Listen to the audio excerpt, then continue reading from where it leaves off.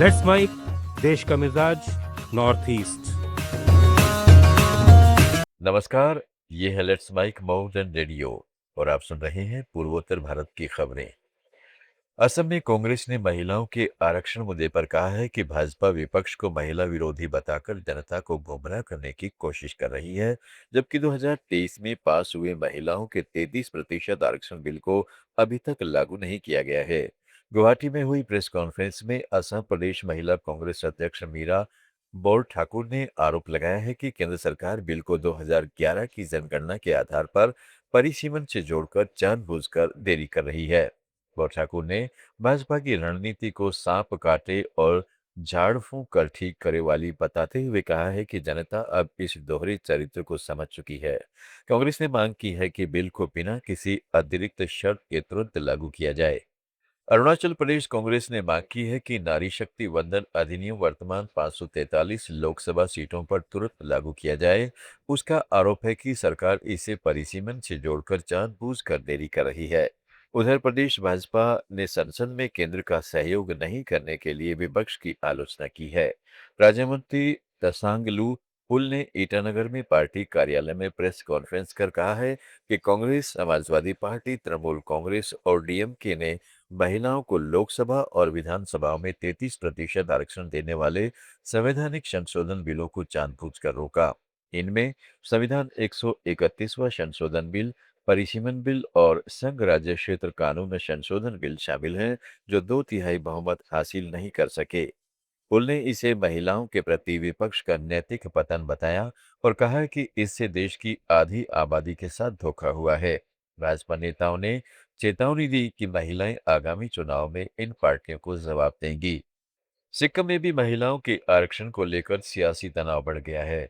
सिक्किम प्रदेश Congress committee ने गंगटोक में भाजपा पर हमला बोलते हुए कहा कि संविधान 131वां संशोधन बिल की लोकसभा में हार जनता की जीत है और इसे परिसीमन का धोखा बताया। कांग्रेस अध्यक्ष गोपाल चेत्री ने केंद्र सरकार पर आरोप लगाया है कि महिलाओं के अधिकारों को राजनीतिक फायदे के लिए इस्तेमाल किया गया और बिना शर्त तुरंत लागू करने की मांग की। वहीं भाजपा नेताओं ने विपक्ष पर बिल रोकने का आरोप लगाते हुए कहा है कि इससे सिक्किम जैसे छोटे राज्यों की महिलाओं को नुकसान पहुंच रहा है, जहां पहले से 40% महिलाएं कामकाजी हैं। दोनों पार्टियां एक दूसरे पर महिलाओं से धोखा करने का आरोप लगा रही हैं। त्रिपुरा मोर्चा के सुप्रीमो प्रज्योत किशोर देववर्मन ने साफ चेतावनी दी है कि अगर तिपरासा समझौते को गांव-गांव तक पूरी तरह लागू नहीं किया गया, तो उनकी पार्टी राज्य सरकार से समर्थन वापस ले लेगी।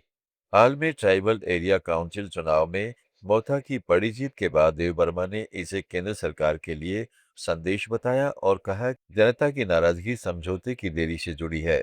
अगरतला में जारी बयान में उन्होंने मुख्यमंत्री माणिक शाह पर आदिवासी विरोधी रुख का आरोप लगाया।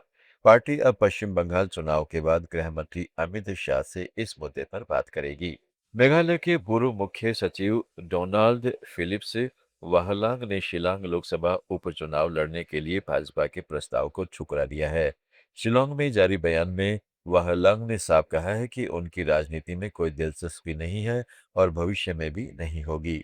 यह प्रस्ताव पूर्व कैबिनेट मंत्री और भाजपा विधायक एएल हेग की ओर से आया था। वाहलांग ने राजनीति से पूरी तरह दूरी बनाए रखने की बात कही, जिससे शिलोंग सीट पर भाजपा के उम्मीदवार चयन की कवायद अब प्रभावित हो रही है। शिलोंग लोकसभा उपचुनाव रिक्की एजे सिंगकॉन की 19 फरवरी को हुई मृत्यु के कारण होना है। मिजोरम के राज्यपाल डॉक्टर विजय कुमार सिंह ने आइजोल के लोक भवन में बेसिक लाइफ सपोर्ट एम्बुलेंस को फ्लैग ऑफ किया। यह ambulance national building construction corporation के सीएसआर फंड से खरीदी गई है। इसे भारत बांग्लादेश सीमा पर मामित आकांक्षी जिले के सिलसुरी गांव के लिए समर्पित किया गया है।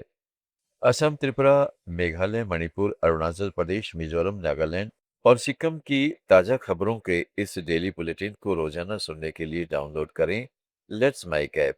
जुड़े रहिएगा लेट्स माइक के साथ।